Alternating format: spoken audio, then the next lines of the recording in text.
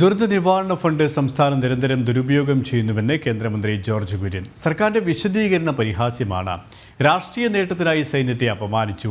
Air force ചോദിച്ചത് വർഷങ്ങളായി കൊടുക്കാനുള്ള പണം. ദുരന്തത്തിൽ പണം ശേഖരിച്ച് ബാങ്കിലിടുന്ന സമീപനമാണ് സംസ്ഥാനത്തിൻ്റെതെന്നും അദ്ദേഹം പറഞ്ഞു. ആ വന്ന എയർഫോഴ്സുകാരനെയാണ് ചീത്ത പറഞ്ഞത്, ആ ആർമിക്കാരെയാണ് ചീത്ത പറഞ്ഞത്. 4 ദിവസം കൊണ്ട് പണി തീർത്ത ആ ആർമിക്കാരെയും അതുപോലെ നേവിക്കാരെയാണ് ചീത്ത പറയുന്നത്. 4 ദിവസം കൊണ്ട് മനുഷ്യൻ്റെ ആ വേദന കണ്ടുകൊണ്ടാണ് ചെയ്തത്. ഇതിനു മുമ്പ് എവിടെയാണ് കേരളത്തിൽ ചെയ്തിട്ടുള്ളത്? ചെയ്തിട്ടില്ല. എന്നിട്ട് ആർമിയെയും മിലിറ്ററിയെയും എയർഫോഴ്സിനെയും ചീത്ത പറയുക.